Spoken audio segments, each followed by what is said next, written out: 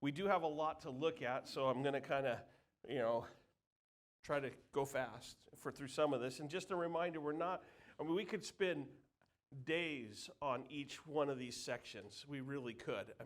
With Jesus calming the storm and Jesus healing the woman with the issue of blood, or Jairus' daughter, or any of one of these things, we could spend days and weeks and months looking at it. But we're trying to get the bigger picture of what Jesus was doing back then so that we can get just this encouragement for us today on how we should live our lives. And what's fascinating to me is when we think about life, there's one thing that plays a big role in life, and that is this idea of victory. We all want to have victory over certain things in our lives. People that are addicts want to have victory over that addiction. Gluttons want to have victory over food. Sports teams want to beat the other sport team. And victory just is a common theme in our life, and it plays a major role in our lives, even if we don't realize it. We long for it in one way or another. And what we're going to find is that this week, victory is really the major theme of the last part of chapter 4, but then also through chapter 5, because that's what we are going to be looking at. And what we're going to see is that victory is one of the ways that God shows us his faithfulness, that he's faithful to us and he loves us. But sometimes what we find is that victory doesn't necessarily look like what we thought it might look like. We oftentimes think that victory is overcoming something, but what we need to know is that victory isn't really an accomplishment, something that we accomplish, but it's a person. It's an individual in our lives that walks through these things that we would like to find victory over with us. And that's why today what we're going to look at is how Jesus is our victory.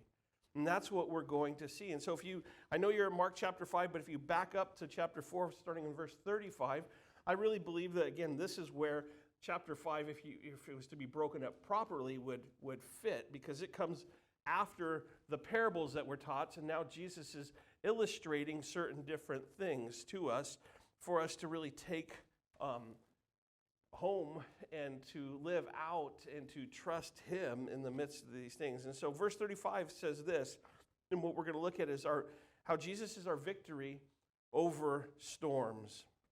In verse 35, on the same day when evening had come, he said to them, "Let us cross over to the other side." Now when he had left the multitude, they took him along in the boat as he was, and other little boats were also with him. And a great windstorm arose, and the waves beat into the boat so that it was already filling. But he was in the stern, asleep on a pillow. And they awoke him and said to him, "Teacher, do you not care that we are perishing?"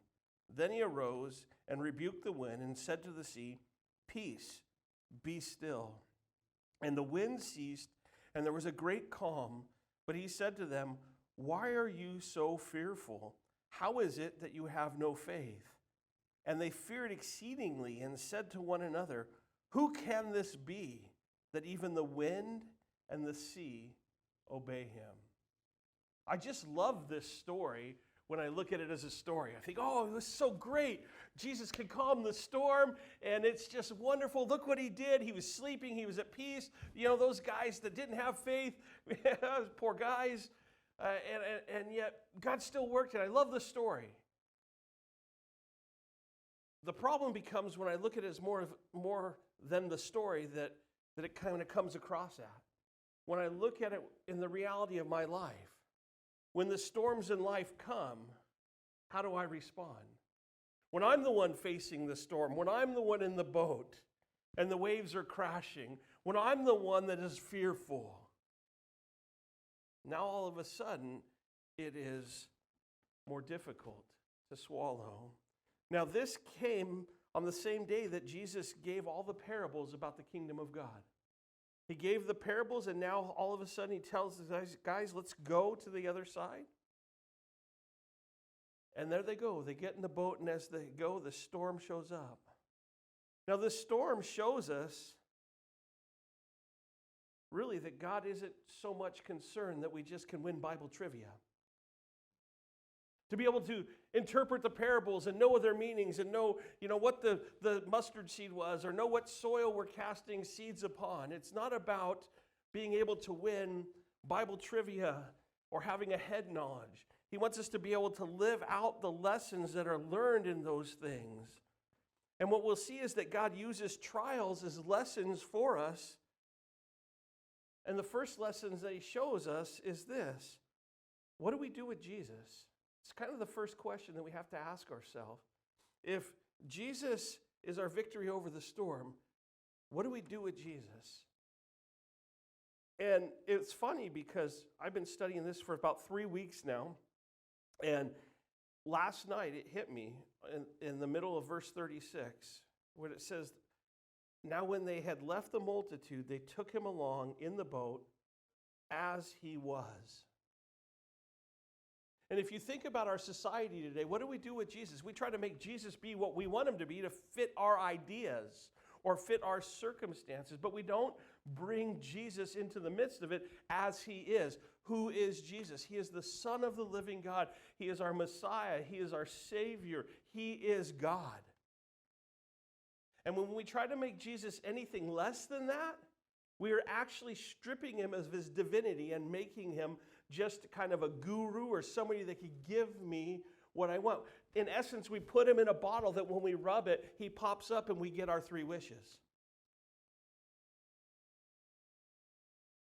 And the first question we have to ask ourselves is, how do we bring Jesus into our storms?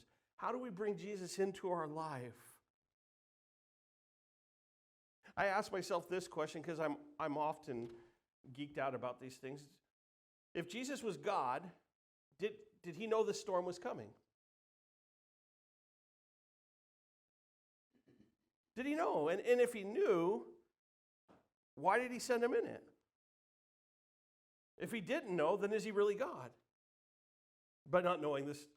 And the bottom line is, as much as I believe that he knew that it was there, I can't definitively tell you that he knew that that storm was going to come. But what I can tell you is this. Regardless of the storms or how we come into them, in the midst of the trials and the storms of life, Jesus can be trusted.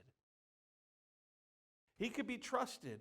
We may have questions and we may want to know why or how, but that's not the important part. What we need to know is that he could be trusted. And oftentimes we misunderstand storms, don't we?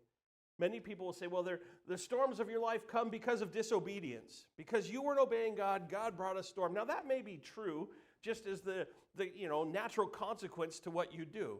For example, if you're sitting there and you take your guard off your skill saw and you're out cutting wood and you cut your finger off, you could say, well, why did God let me do that? Well, why was it God's fault? Why isn't it that you took off your guard and cut your finger off, and that's just the natural consequence? And so oftentimes we think, oh, it's a result of disobedience. No, not necessarily. Sometimes we even think this, well, it's a lack of God's love. If God really loved me, then my life would be perfect. And how many people do you know have asked that question? If God is a God of love, why? Why is he allowing sickness to come into the world? Why does he allow death? Why does he, you fill in the blank?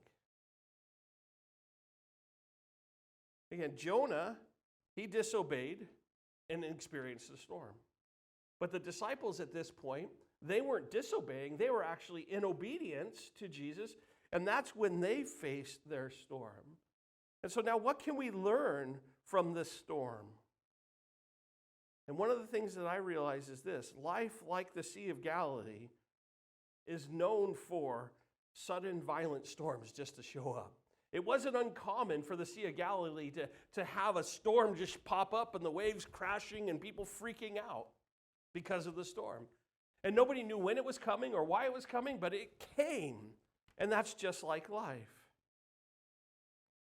Now, as a result of that, what comfort can we take in Jesus here? If Jesus' presence is really the victory, what can we take? And why should we trust him? Why shouldn't these guys have been afraid, even though the storm was so threatening?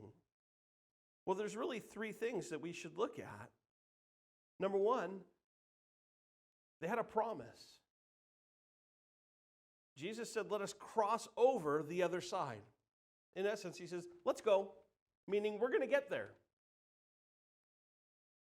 Jesus' commandments are often his enablements, and nothing can hinder that.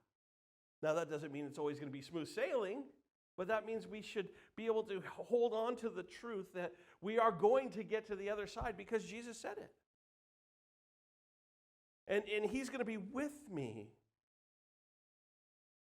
Nothing can hinder what Jesus is doing. He was going to get to the other side because he had something that God, specifically planned for him. But we need to know this, that though he promised to get to the other side, he never said the journey would be easy. But that he would be with them. He promised to arrive at their destination, which again goes to the second part, that he was going to be with them. They didn't understand that Jesus was the master over every storm.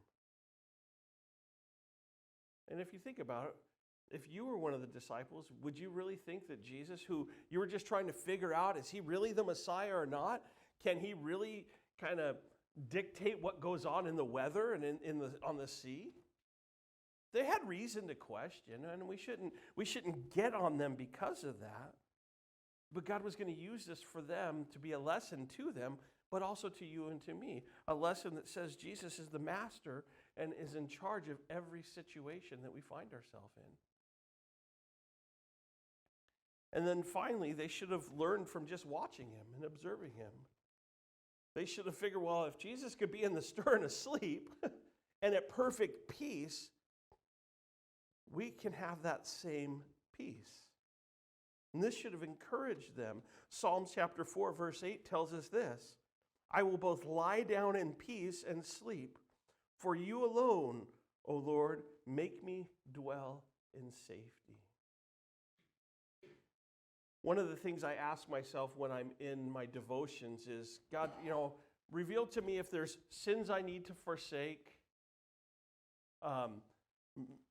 things I should meditate on. But also I ask, God, are there promises I need to hold on to? And what I found is this: you can really determine how much peace you have by your ability to sleep at night. The more anxious you are, the less likely you are to sleep. You begin to wonder, but if you're at perfect peace, you find yourself sleeping like a baby. Jesus was at perfect peace in the midst of a storm, which tells me that you and I can both have this peace, because the peace is the presence of Jesus in our life in the midst of the storms, not the absence of the storm. And then Jesus calms the storm, but he didn't stop at calming it, because he knew that the greatest danger was not the wind and the waves, it was their unbelief. And so he deals with that. And our greatest problems are within us, not necessarily around us. So remember that Jesus is our victory over life's storms, because Jesus is with us in the midst of those. Now in chapter 5, for the first 20 verses, what we're going to see is that Jesus is our victory over demons. Now, I'm not a devil behind every bush type of guy. I think we give Satan way too much credit. I think we help him out more than we would like to tend to believe it. And I don't think I've seen very many demon-possessed people in my life. I would say in the last 30 years, I would be able to comfortably say I've probably been face-to-face with two guys that I would say they are demon-possessed. And one of them was when I was in Nakuru, where Dave is ministering in that dump site. We were ministering to street kids that sniff glue. And we had our group of 25 high school students there, and we were doing this feeding in the little park there. And this guy came up, this young man who was obviously high on something, and just the way that he looked at us, it gave you the EBGBs. I don't even know how else, but I would say that would be one of the times I thought, man, I'm looking face to face at a guy that is demon possessed. But I didn't see it very often. But here now, Jesus is going to be face to face with a demon possessed man, a man that doesn't just have one demon possessing him, but a legion. And so let's look at that, verse 1. Then they came to the other side. See, they got there. They came to the other side of the sea, to the country of the Gadarenes.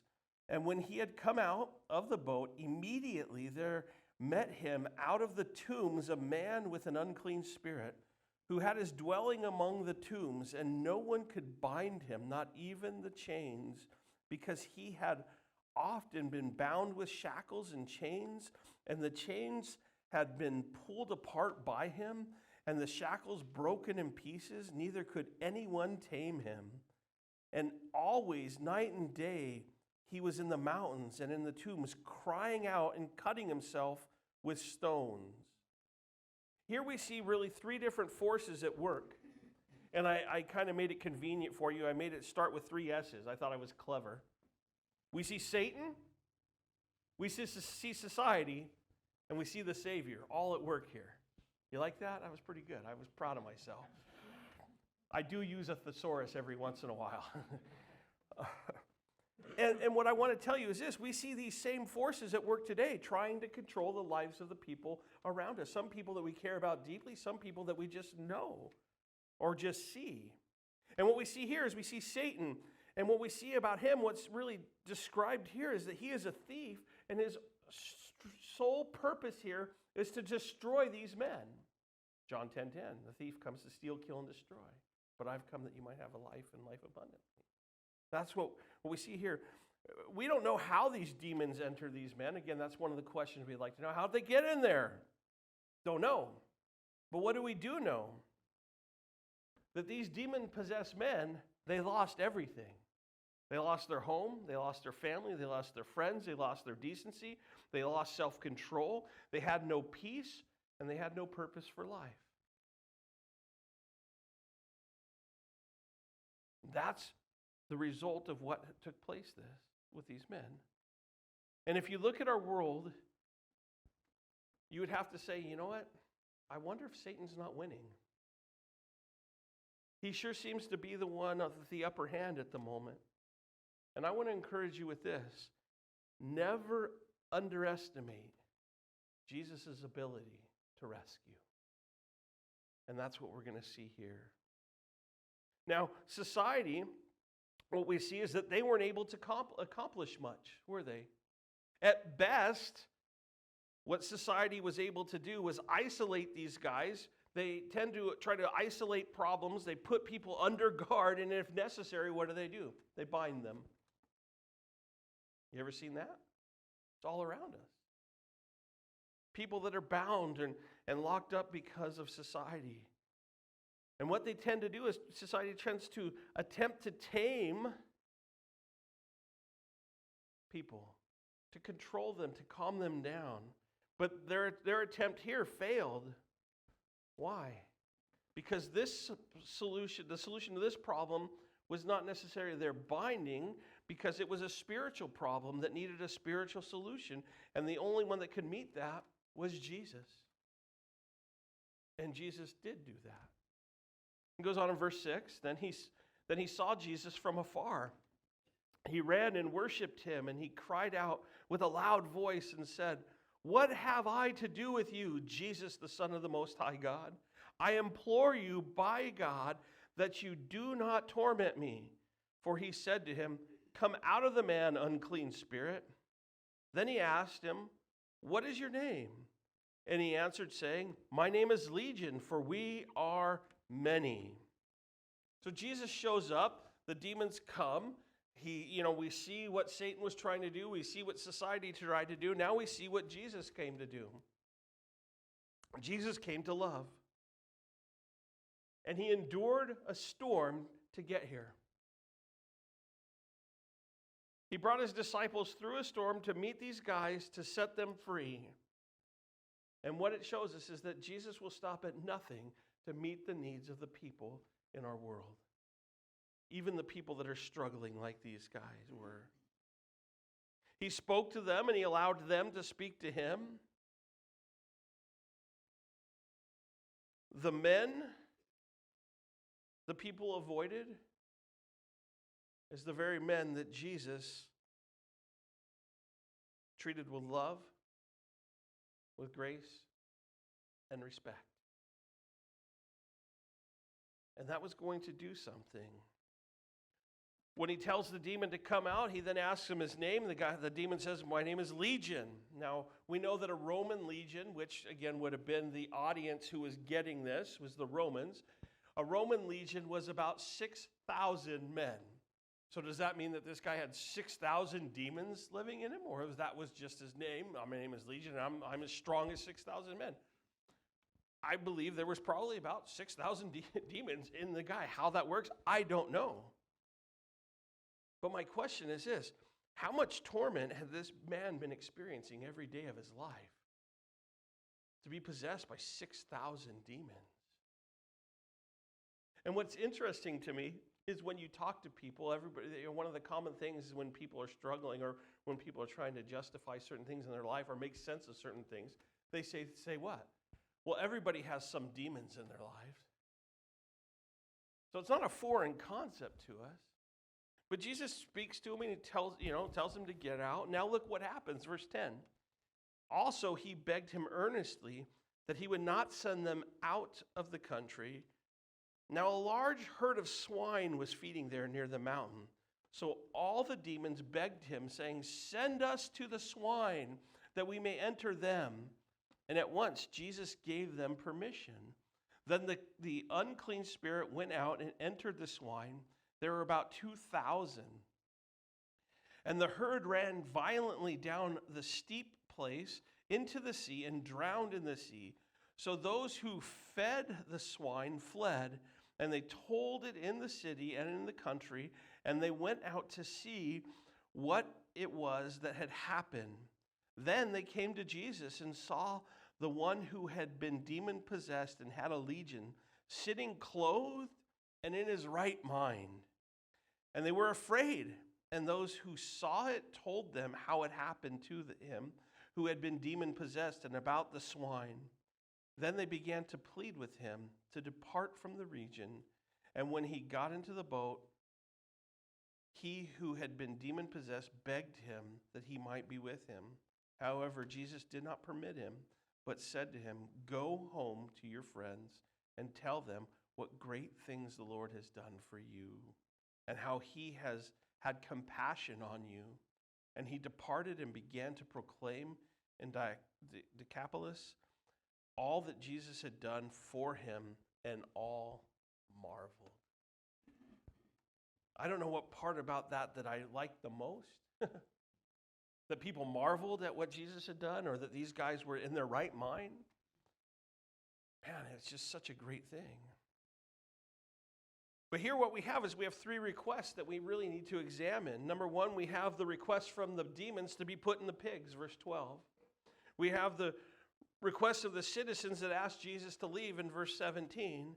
And then we have the request of these formerly demon-possessed men that wanted to go with Jesus, verse 18. You would think that the last one would be the one that would be the one that was easiest to fulfill, but yet that's the one that Jesus omitted. Only two of these three were fulfilled. And so why pigs? Why did Jesus send them to the pigs? Why did they want to go to the pigs? What was the purpose? Some people will say, well, they shouldn't have had pigs because they were Jews and pigs were unclean animals. And so Jesus was judging, the people of that area for the pigs. Okay, could be. Don't know 100%, but could be. Because what we do know is that Jesus could have sent these demons wherever he wanted to send them. But he chose the pigs, and in doing so, what Jesus did was he gave proof that a miracle, an actual miracle of deliverance, had really taken place. You have the demons going out of these guys, going into the pigs drowning, and these guys in their right mind. They couldn't argue that a deliverance had taken place. Now, the destruction of these pigs would have given these two men assurance that the unclean spirits were actually gone. That Jesus actually dealt with their problem. But it also shows to us that to Satan, a pig is as good as a person. He has no value for human life. Now, the guys that were in charge of the pigs kind of freaked out. Oh no, what are we going to do? So they go and they begin to tell everybody what had happened because they didn't want to be in trouble. When the owner shows up, he sees these guys in their right mind, and instead of saying, hey, Jesus, why don't you stick around and heal a few other guys? He says, get out. Leave. We don't want you here. Why was Jesus asked to leave? Economics. Strictly economics. If Jesus remained, he might do more damage to their economy. When Jesus is kicked out of a nation and kicked out of a region for economics, we got to be careful. It's a good thing that hasn't happened in our society, in our world, isn't it? But it shows us that Jesus doesn't want to stay where he's not wanted. But why didn't he let these guys that were healed follow him? It's pretty simple. He knew that the best place for them would be there because there's people that were going to have questions about what Jesus did, and who better to answer those questions than the guys that have been delivered from the demons? You see, the greatest evangelistic tool is not a crusade. The biggest evangelist is not Billy Graham or Greg Laurie. Those guys are great. Those guys are evangelists. But the greatest evangelistic tool in the world today, it's pretty simple. It's a changed life. It's a life that went from demon-possessed to sitting there clothed and in their right mind. And these men's lives were a testimony that Jesus is our victory over Satan, and that Jesus is full of love and grace and willing to endure a storm to reveal it. The next thing we're going to look at is that Jesus is our victory over disease. Verse 21 says, now, when Jesus had crossed over again by boat to the other side, a great multitude gathered to him, and he was by the sea. So he gets in the boat, he leaves, so he follows them. And what's fascinating to me is one crowd was relieved while another crowd was welcoming. Verse 22, and behold, one of the rulers of the synagogue came, Jairus by name, and when he had saw him, he fell at his feet and begged him earnestly, saying, my little daughter lies at the point of death. Come and lay your hands on her, that she may be healed, and she will live. So Jesus went with him, and a great multitude followed him and thronged him.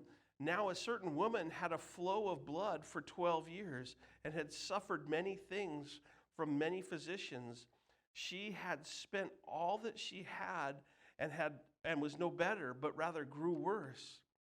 When she heard about Jesus, she came behind him in the crowd and touched his garment.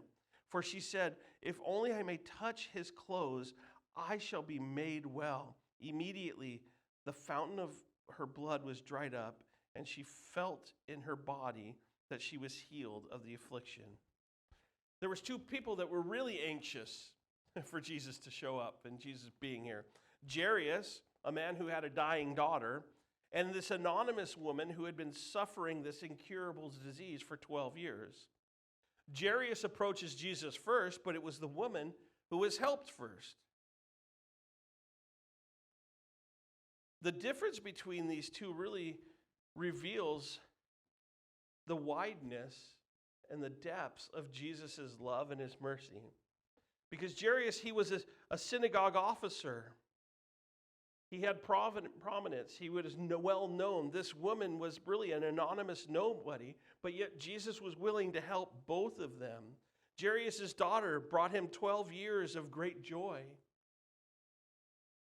And that's about the right age, because at age 13, your daughters don't bring you great joy. They bring you great grief and great sorrow. Anybody with daughters can attest to that. I'm really not afraid of much. Why? Because I got two daughters. I've seen it all. It's funny because, Ponciano again talking about his daughter. Why does she? I'm like, just read this. It's only going to get worse. And good luck. But she brought him great joy. But this woman, for the same time of, that this daughter was alive, or it was there and bringing great joy, she was experiencing great sorrow. You see, we can have sorrow and joy going on at the same time and not even know it. Jairus had no idea what this woman was experiencing. Not many people did.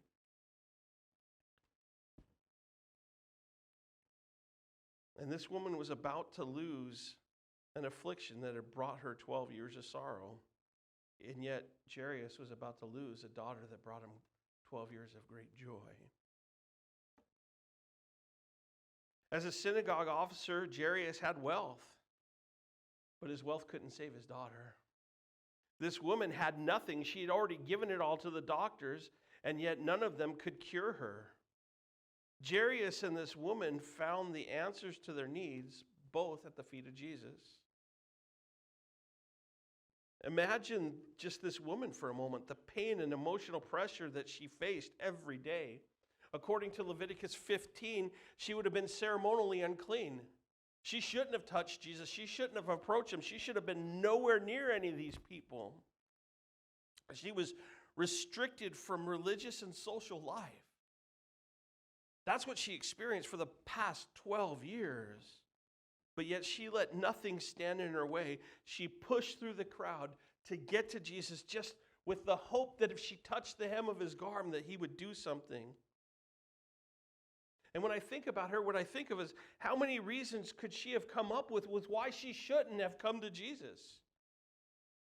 Oh, I'm not important enough, or he's with Jairus, or nothing else has helped me, so why should I try again? Or it's not right for me to come to Jesus now as a last resort. But yet she laid aside every argument and she came in faith. But what kind of faith did she have? It was a weak, timid, superstitious at best type of faith. But the result was life-changing. Jesus honored her faith, as weak as it was, and he healed her body. And verse 30 goes on, and Jesus, immediately knowing it in himself that power had gone out of him, turned around in the crowd and said, "Who touched my clothes?" But his disciples said to him, "You see the multitude thronging you, and you say, 'Who touched me?'" And he looked around to see her who had done this thing. But the woman, fearing and trembling, knowing what had happened to her, came and fell down before him and told him the whole truth. And he said to her, "Daughter, your faith has made you well. Go in peace and be healed of your affliction." Now, not everybody has the same degree of faith as another person, but Jesus responds to our faith no matter how feeble or how great it is. Why did Jesus not just keep going? Why did he stop? I mean, his disciples thought he was crazy. What do you mean, who's touching you? Have you not looked around? There's a crowd. But yet, he stopped and he publicly dealt with her because he wanted to be more than just her healer. He wanted to be her Savior. He wanted to be her friend. He wanted to look her into the face. He wanted to look into her eyes. He wanted her to feel his tenderness and hear his loving words and have that assurance that he cared about her. He wanted her to know that Jesus was her victory over this disease. But even if our situation never changes, and even if our position in life never changes, neither does Jesus's. Jesus will always be with us in the midst of our trials, and he will always be available to us because the victory over our disease is the presence of Jesus. And finally, what we're going to look at in verses 35 through 43 is that Jesus is the victory over death. It says, while he was still speaking, some came from the rulers of the synagogue's house who said, "Your daughter is dead. Why trouble the teacher any further?"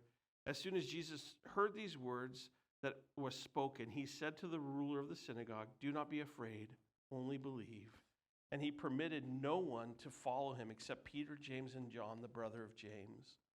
Then he came to the house of the ruler of the synagogue and saw a tumult, and those who wept and wailed loudly.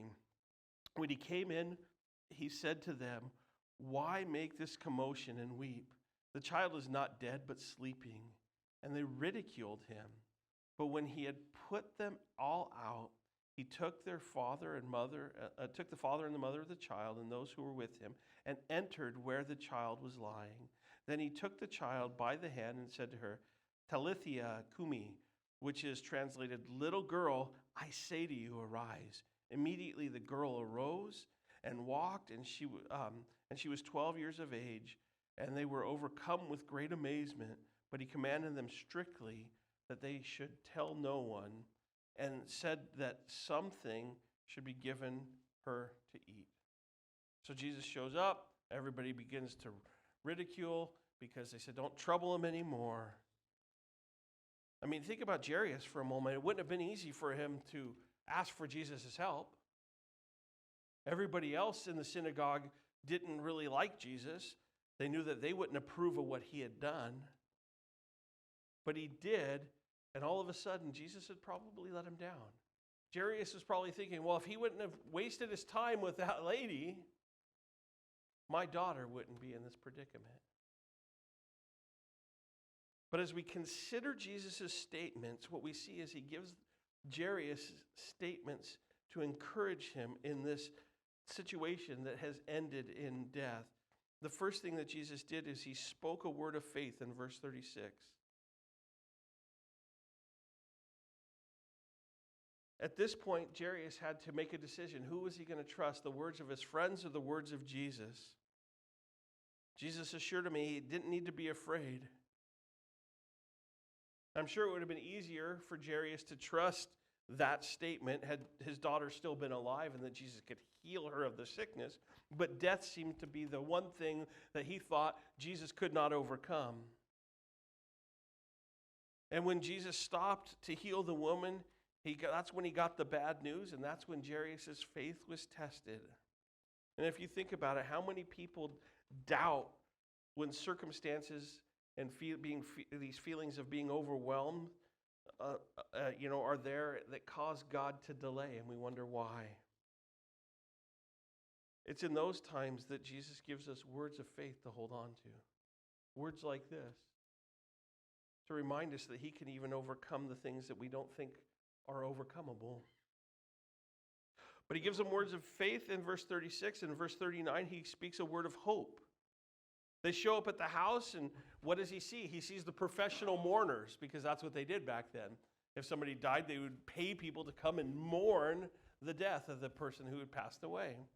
And he sees these professional mourners, and he says to them, "The kid's not dead, she's just sleeping." And everybody thought he was nuts. I wonder if Jairus thought Jesus was nuts. But those very words were words of hope that maybe Jesus sees things differently. Maybe Jesus has a different plan. And then in verse 41, Jesus gives them words of love and of power. We see the crowds laughing, because that's what unbelief does. It laughs at God's word. But faith holds on to it. Holds tightly to what it says. Holds on to the promises. And then he says, "Talitha cumi," which in Aramaic means this: little girl, get up, which is what we're told here. But what we need to understand is that Jesus added the emphasis, "I say unto thee," meaning I, emphasizing the I. I am about to do something that nobody else can do. And as he spoke that word of love that was accompanied by power, this little girl came back to life and was healed of her sickness. We have to come to the conclusion that at this point, Jairus and his wife probably put their faith in Jesus. Don't you think you would? Like, whoa, wait a minute, this kid was dead, now she's alive. Who is this guy? But yet the rest of this little girl's life would have been witnessed not just to mom and dad, but the whole community of the healing power and love that Jesus has. Now, we've just looked at 4 different miracles, and what these miracles illustrate for us is how Jesus meets and helps all kinds of people. From those who are experiencing storms, to the demon-possessed, to those who are in the midst of sickness, and those who are facing death. And what it shows us and assures us is that Jesus is able and willing and longing to help us today.